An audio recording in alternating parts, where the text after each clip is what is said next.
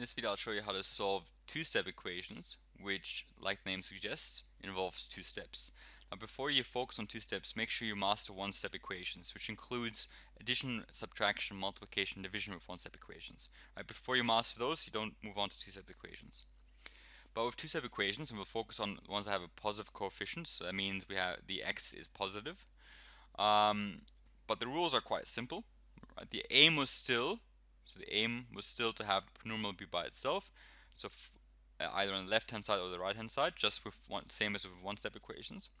We're still going to move things around from one side to the next by finding the inverse, by finding the opposite of the number we want to move. Right? So still as same as one step, and we're still going to be making sure we perform the inverse on both sides, not just one side. Right? So those are still the same rules as with one-step equations. Difference here is we are going to make sure we move plus or minus first, and then we're going to move, after we've moved plus or minus, we're going to move times or divided by last. Right? Those are the two new things that we need to focus on when it comes to two-step equations.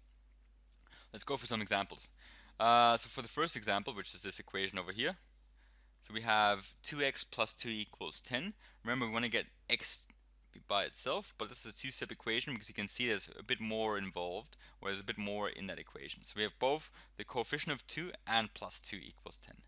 Remember that coefficient means it's 2 times x plus 2 equals 10. And the rules were, well, what do we move first? We said we move plus or minus first, right? Plus or minus first, and then times or divided by last. Right, so plus 2, so we'll move that plus 2 first. So we want to get x to be by itself. At the moment we've got 2x plus 2 equals 10. Let's move that plus 2 first by doing the opposite. What's the opposite? Minus 2. Right, opposite of plus is minus 2. Remember, we have to do it to both sides, so we'll do minus 2 to both sides. Now what does plus 2 minus 2 equal to? Well, that's equal to 0, so that cancels out. And now what do we have left? We don't have left just x yet on the left hand side. We've actually left 2x on the left hand side. And we're left with 10 minus 2, which is 8 on the right hand side. Alright, so now that we've moved the plus or minus first, let's move the times divided by next. And in this case, we'll move the times, because remember, we've got 2 times x equals 8. So what is the opposite of times? It's division. And remember, we divide it by that same number we're trying to move. So we divide both sides by 2.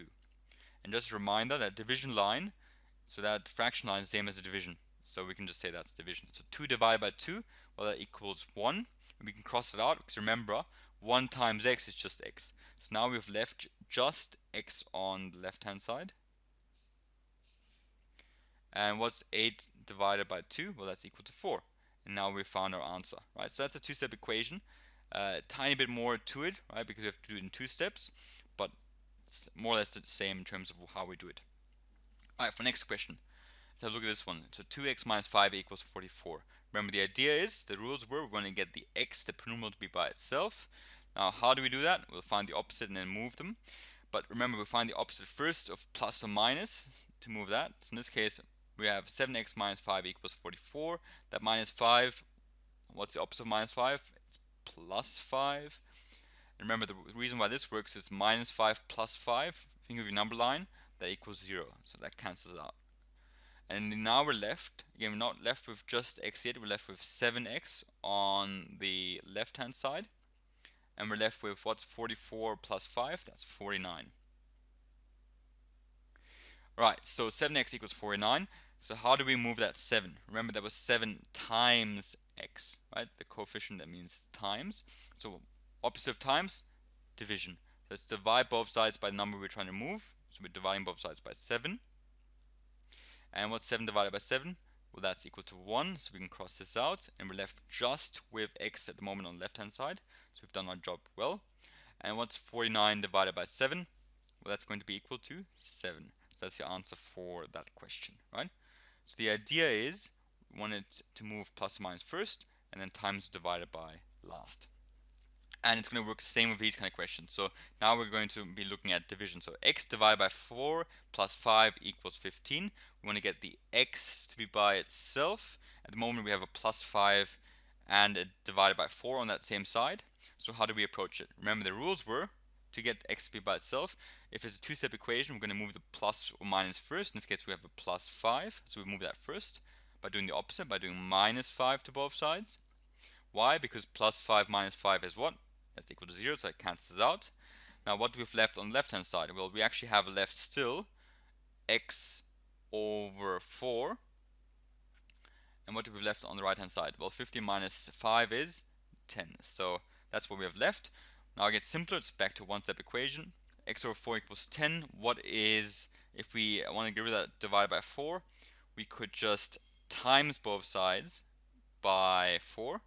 Why? Because the opposite of times division is times. So we divide times both sides by 4. 4 over 4, that crosses out. That's equal to 1. And we're left with, on the left hand side, now we're left with just x.